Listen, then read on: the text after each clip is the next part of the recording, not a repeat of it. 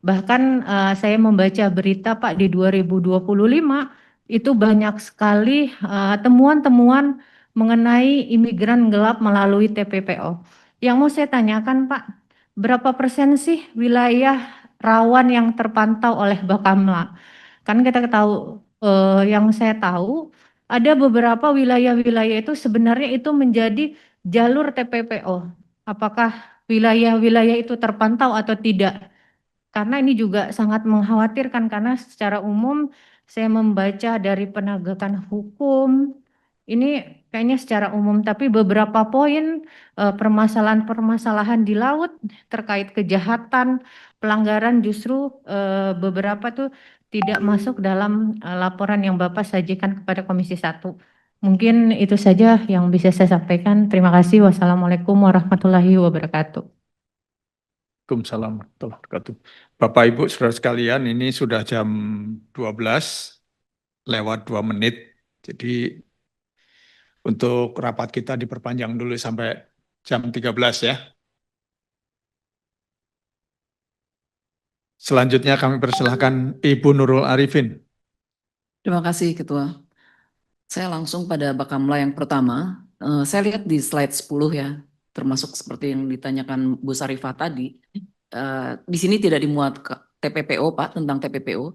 Dan yang ingin kami ketahui adalah penyelesaian secara hukumnya seperti apa. Apakah ini diteruskan kepada kepolisian?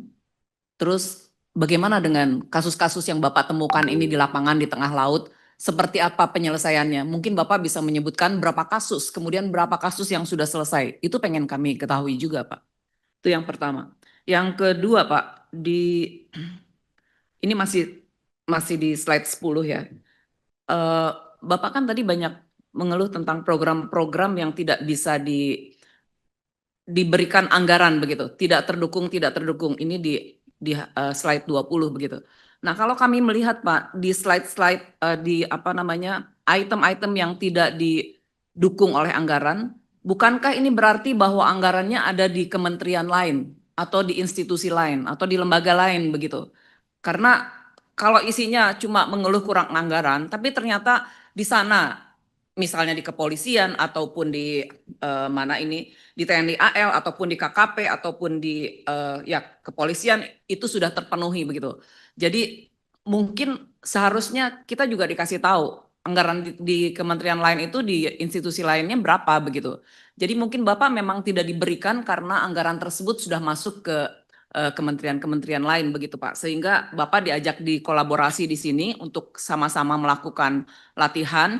Jadi mungkin itu for free juga kelihatannya tidak apa-apa kalau memang anggarannya sudah didukung oleh kementerian lain begitu. Itu yang pertama. Kemudian oke, saya kira dua itu yang dari saya. Kemudian untuk Lemhanas, Pak Gubernur, terima kasih untuk pemaparannya yang menurut saya sangat komprehensif karena tadi juga menyebutkan ada indeks-indeks yang terkait dengan pekerjaan yang dilakukan oleh Lemhanas begitu. Nah, ada satu hal yang saya pengen tanyakan juga, ini di slide nomor 12 ya Pak ya, nomor 12 ini di KPPD. Tadi kan Bapak Gubernur menyebutkan bahwa ada beberapa kepala daerah yang dikirimkan atau kerjasama dengan universitas begitu di Singapura. Nah, pertanyaan saya apakah ini diberikan dalam bentuk kerjasama yang free atau membayar? Dan pertanyaan berikutnya, apakah ini ada keberlanjutannya atau cuma sekali program saja? Itu saja, terima kasih.